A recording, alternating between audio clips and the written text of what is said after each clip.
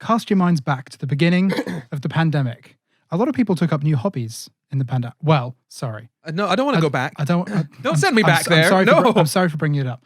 But a lot of people took up hobbies, new hobbies in the pandemic. Did either of you take up a new hobby? I did, actually. Yeah. My favorite new hobby to take up was sitting staring listlessly at a wall for hours on end, wondering what to do with my life. Oh, I love doing that. Yeah, great way to spend your time. I took up reading. It's nice. Same thing, really. Same thing, really. Well, a man named Andrew Pelling from the University of Ottawa in Canada took up a new hobby involving bread. A lot of people at the beginning of the pandemic started making banana bread. That was a popular hobby. He wanted to do something different with bread. Andrew Pelling decided he was going to use bread to grow meat. That was his lockdown project. He says, it seemed like a fitting project for these times. Just feed a cow some bread. Science. I mean, that works. Yeah. But a different way. Pelling and his team of tissue engineers decided they would try to use bread as a scaffold for growing cells. Now, before we go any further, I think I need to explain what a scaffold is. Because I went into it thinking of the building scaffold, and I was like, that can't be right. But it is quite similar in function in that when builders make buildings, they create like the shape, roughly, of the building with some scaffolding, and then that helps them put the building together. In this scenario, we define scaffolds as typically structures made from proteins and small molecules that are used to induce tissue repair by undamaged cells at the site of an injury. Scaffold has to be porous in nature because it's basically a structure that fills up with cells. So it has to have a way for cells to get through and fill the space. And then you introduce the living cells and they will expand and grow out and eventually grow into the desired shape. For example, this is one done by Andrew Pelling and his team previously, where they created the shape of an ear out of an apple. Whoa. Wow, there you go. So they used the apple as the scaffold to create the shape for growing a human ear. And is that with human cells? Yeah, that's with cells from a human ear. This is actually really popular in China, I think it is, because I think 1 in 5 children are born with underdeveloped ears. This is one that was bioprinted, and it is part of an artery. It looks like a finger trap. Yeah, it does, doesn't it? Look, please don't stick your finger in. Don't be doing that. Oh no! Oh no, my artery. That's one way to get them blocked. And so that was kind of a more complex design that had to be like almost 3D printed to create that, hollow cylinder shape. Yeah. But what did Andrew Pelling decide to do? He didn't want to use the typical method of using collagen because it's quite expensive. And it's quite problematic because they have to take it from either animals or cadavers. Yeah. To get the collagen itself. Do you know what? I'll just say for everyone listening. Do you guys know what collagen is?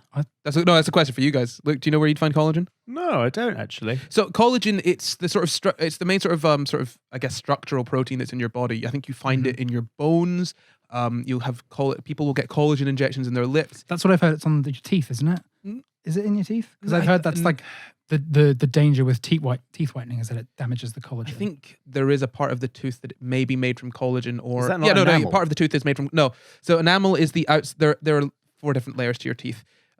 I looked into teeth a while ago, but one part is will be made of collagen. That's the sort of more inside part, and enamel is the hardest part of your body. That's the outside part.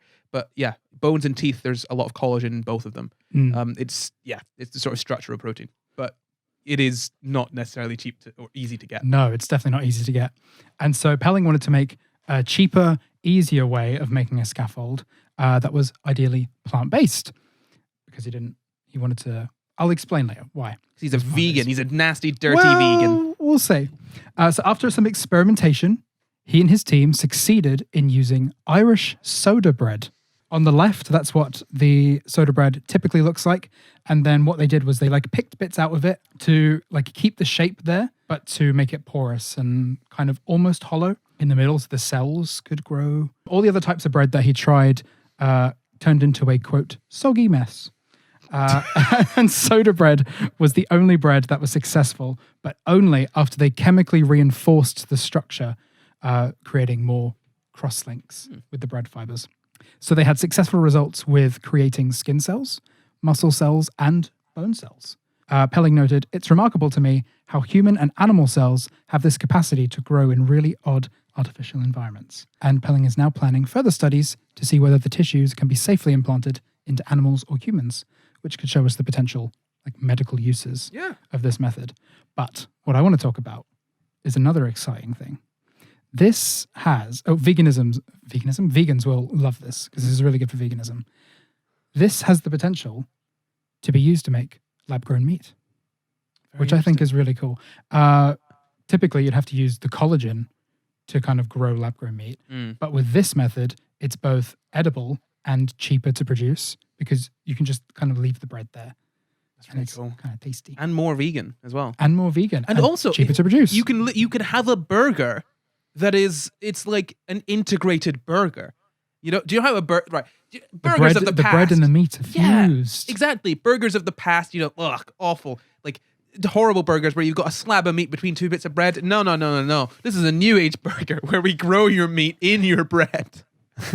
But do the cells not eat the bread? They as do a to food some, source? They do to some extent, but there will be like the overall structure, kind of like a thin layer of it still, I guess, on the inside. Right. And is the goal of this when they do this? They're not making a specific shape? They just want to get a culture of that cell.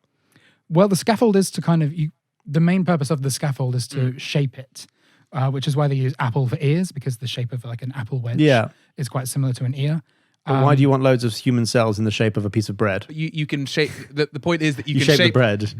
You can shape the scaffold to be what you want because if you think about a piece of bread, you can make that into you can kind of make it into whatever shape you want, can't you? Really? Yes. You could slice it thin to make it like a skin graft. You could turn it into like a fragment of bone. I see. It's like perfect. There's like different things you can cut out of it. And you just or need you to can just sculpt leave it. a whole like lump of meat, I guess, if you decide to grow meat. Would you like a lump of bread, One meat, my lump of friend? meat. Please have it. The naughty kids at Christmas get a lump of vegan meat. And I love that for Christmas. that's my story. Great story. Fantastic. That's really great. You know, I do love this kind of thing. This is one of my. You guys have really hit on two of my favorite areas of science this week. This is literally biotechnology, which is your area. Yeah. Like this is the thing that I love. I just love the idea that. So if you think about surgery is super sort of. It's very basic. I mean, obviously, surgery is not basic. Surgery is incredibly complex and very difficult to perform. But the very idea of surgery is one that's just kind of like. Oh, we cut open and we shove stuff in there, or we rip stuff out. And transplants are like, we take from this one and we shove in other one. You know? They're very sort of very like, manual. Yeah, it's very manual and it's sort of kind of almost brute force, we're going to heal you. Whereas I love the sort of idea of moving forwards with technology to the point of, okay, we're literally growing you an organ and we're placing that organ in you and it will be made from your cells. It's like, it's brilliant to me that we've gone from being like, okay, you lose a limb, you lose an organ, you're dead. Sorry about that. To like, okay, maybe we can give you another animal's one. Okay, maybe we can give you a human's one. To, okay, we'll just grow you your own one and put that in you. Yeah. That's like if you completely shatter a bone, which can have like life-altering consequences, you can just potentially grow a new bone there. Yeah, it's Skelegro, man.